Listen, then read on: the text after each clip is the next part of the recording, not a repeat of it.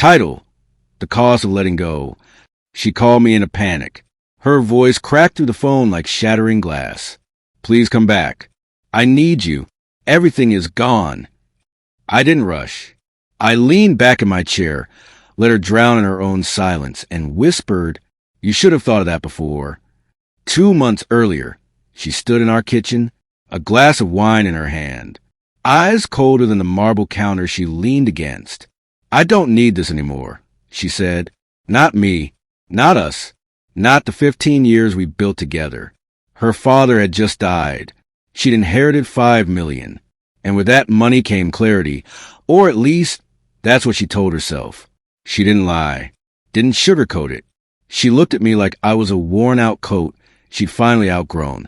"You'll be fine," she added, like she was rehoming a pet. But what she didn't see was what she had just created inside me. When she filed for divorce, I didn't fight.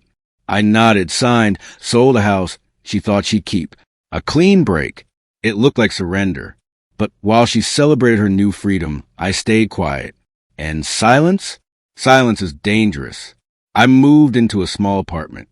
No questions asked. I gave no answers. I worked. I built. I invested in everything I had studied for years.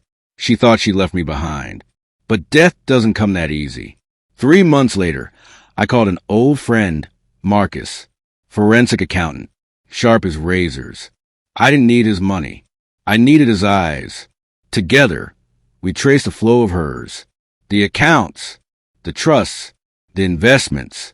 And then we found him, David, her new advisor, a man who could smell opportunity from across the room, especially when it came in the form of a grieving, wealthy widow. She flaunted him online, luxury cars, champagne, private villas. She thought she was untouchable. That made her sloppy. We fed whispers into David's world, subtle doubts about her finances, enough to make him question. Then we dangled bait, an urgent, exclusive investment opportunity. He bit, she followed. She wired half her inheritance into what she believed was their golden future. I didn't steal a cent. Didn't have to. The scheme collapsed on its own. David disappeared. Investigations opened. Her accounts froze. She was left holding the ashes. That's when she called. Tears. Panic. Regret. They're saying I could lose everything. I don't know what to do. I stayed calm. Talk to your advisor, I said. He's gone, she screamed. I smiled. Remember when you said you need me? Silence. I believed you. She begged, pleaded, said I was the only one who ever truly cared. But I had already buried that man, the one who cared. Weeks later, she sold her jewelry, her car, even her father's watch, just to stay afloat. The world she once controlled was now a cage. I didn't destroy her. I didn't have to. I just moved shadows, set traps, and let her greed finish the job.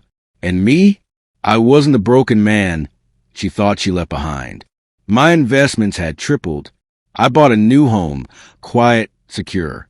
No one to tell me I wasn't enough. Sometimes, late at night, I replay her words. I don't need this anymore. She was right. I didn't need her. So when she begged for a second chance, I gave her the only answer she truly deserved. Silence. Because the most painful revenge isn't rage. It's absence. It's letting them drown, knowing you're the only one who could have saved them, and choosing not to.